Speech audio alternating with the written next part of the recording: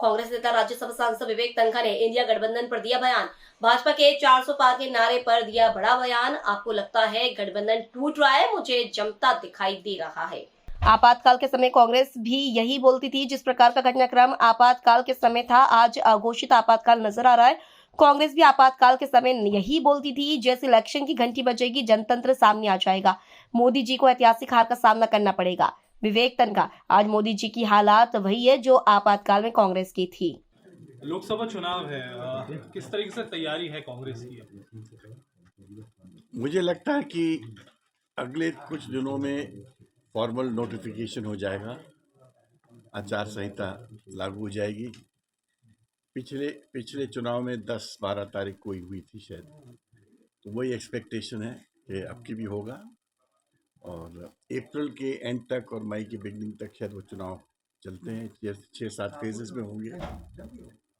सभी पार्टी जो चुनाव की फील्ड में है अपनी पूरी तैयारियों के साथ सामने आती है। कांग्रेस भी पूर्णतः तैयार है, अपनी उनकी मीटिंग्स चल रही हैं, लिस्टें फाइनलाइज हो रही हैं, पैनल्स बन चुके थे और हम तो चाहेंगे कि नए लोग, युवाओं को प्राथमिकता मिले, नए लोगों को प्राथमिकता मिले, जिससे कि एक युवा शक्ति, एक नई एनर्जी सामने आए।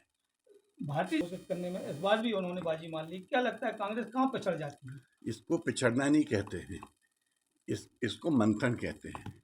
भारतीय जनता पार्टी के पास बहुत सारे कारण हैं जल्दी रिलीज करने के। उनका कॉन्फिडेंस तो पोलिंग सिस्टम पे है, ईवीएम पे है, सब पे है। हमको लड़ाई लड़नी है, हमको जनतंत्र की लड़ाई लड़नी है, इसलिए हम लोग जो कुछ भी करते हैं बहुत सोच समझ के करते हैं। क्या मैदान में आएंगे जबलपुर? मैंने क्या बोला? नए लोग आएंगे, एनर्जेटिक लोग आएंगे। मैं ना नया हूँ ना एनर्जेटिक हूँ। आज तमाम जो मंत्रिमंडल है बीजेपी की, वो आज अयोध्या गई है। किस तरीके से देखते हैं राममय है? देखिए, मैं तो उस मंदिर का मुरीद हूँ क्योंकि मैंने तो उसकी लड़ाई लड़ी है।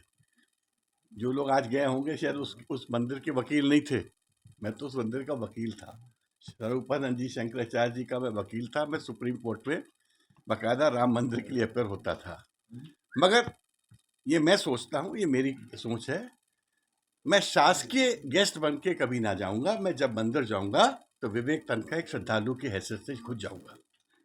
कांग्रेस से देखते हैं ये सारी चीजें। मैं इसको बहुत महत्वपूर्ण नहीं समझता।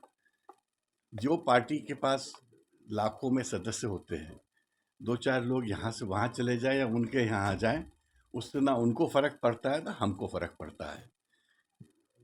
आदमी कई कारणों से चला जाता है, उसका विश्लेषण करने की ज़रूरत नहीं है।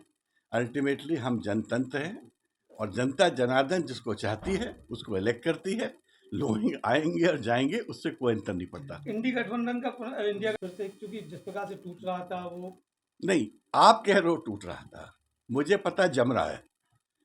ये जम रहा वैसे ही जम रहा है जैसे आपातकाल के वक्त आपको याद होगा, एक वक्त एक शब्द कोई नहीं बोलता था। आपको मालूम है आपातकाल का जो फैसला था, उसके अगेंस्ट जो पहला फैसला था वो मध्य प्रदेश हाईकोर्ट का था और उस हाईकोर्ट के 2 जज थे जिन्होंने आपातकाल के विरुद्ध जजमेंट दिया था उस दिन, AP सेन और RK तनखा, जो इतिहास के पन्नों में लिखा है। तो मैं उस परिवार का हूँ, मुझे पता है कि आपातकाल के वक्त क्या घटनाक्रम था। मुझे आज वही घटनाक्रम दिख रहा है। ये अघोषित आपातकाल था। जैसे इलेक्शन की घंटी बजेगी, लोग जनतंत्र सामने आ जाएगा और मोदी जी को ऐतिहासिक हार सामने करनी पड़ेगी।